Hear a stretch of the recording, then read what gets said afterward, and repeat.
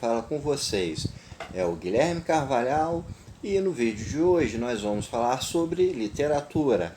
Então, clica aí em curtir e se inscreva para estar acompanhando o nosso conteúdo, tá bom?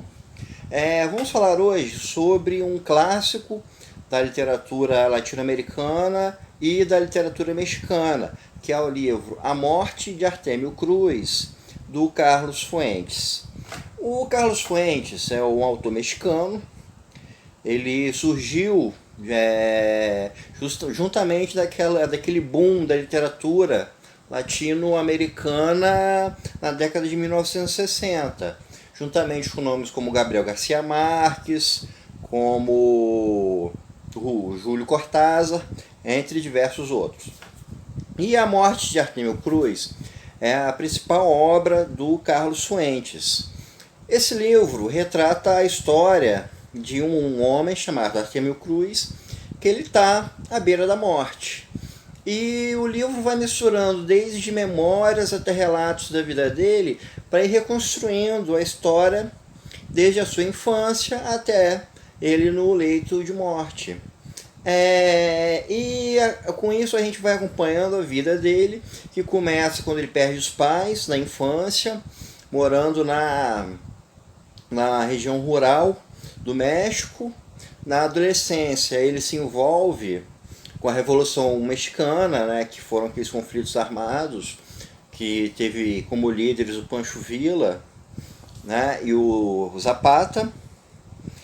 E ele acaba então, após a Revolução Mexicana, se tornando um latifundiário, um homem rico, e a vida dele então vai ser uma vida em torno de várias mulheres, de usufruto do dinheiro, constituição de família e tudo mais. Então, a vida do Artemio Cruz acaba sendo uma forma de a gente acompanhar a própria Revolução Mexicana, ou seja, uma transição de um país agrário, rural, para um contexto de modernização que veio acontecendo ao longo do século XX. E esse livro se insere como uma grande obra porque ele é de uma estilística extremamente complexa, extremamente única. Assim, não é um livro difícil, complexo de se ler, mas a forma como o Carlos Fuentes o estrutura e faz com que o narrador se envolva com o livro é de uma complexidade assim, única, é um livro sublime.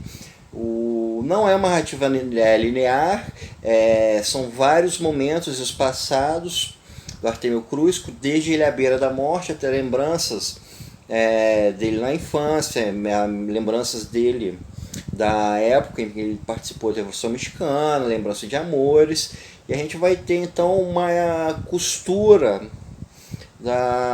de toda essa trajetória e usando assim de muitas técnicas literárias. Ele utiliza, por exemplo, trechos em primeira pessoa, trechos em terceira pessoa.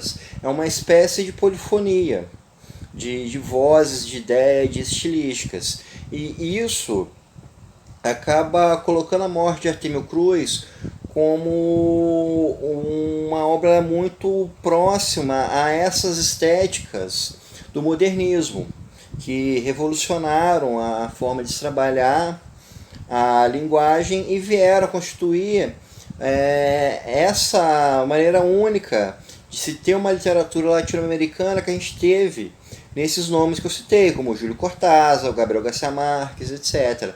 Em muitos aspectos, A Morte de Artemio Cruz se remete a Pedro Páramo, do Juan Rulfo, que também é um autor mexicano e é considerado o criador desse estilo de realismo fantástico, com o qual assim, A Morte de Artemio Cruz não é necessariamente um livro inserido dentro desse contexto do realismo fantástico, mas ele flerta bastante, principalmente com os elementos rurais, com essa ideia de realidades distante, e bem como através da complexidade narrativa.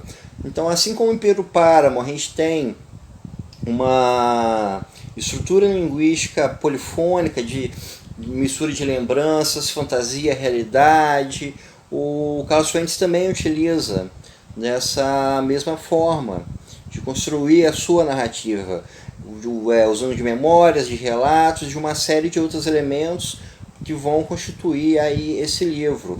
Então, A Morte de Artêmio Cruz é um livro extremamente válido, um livro extremamente profundo, um livro extremamente rico, tanto pelo que ele nos conta, pela profundidade da vida desse homem, Artêmio Cruz, que a sua vida acaba se confundindo com a própria história do México no século XX, e pela narrativa do Carlos Fuentes, que é uma narrativa moderna, é uma narrativa que criou, que está junto com vários autores que deram uma cara própria para uma literatura latino-americana, que eram características próprias para essa literatura. Então a gente tem uma das maiores obras, uma das obras mais brilhantes de toda essa literatura, tanto a literatura latino-americana como na literatura mexicana. Então, pessoal, isso é tudo por hoje. Agradeço a atenção e até o nosso próximo contato.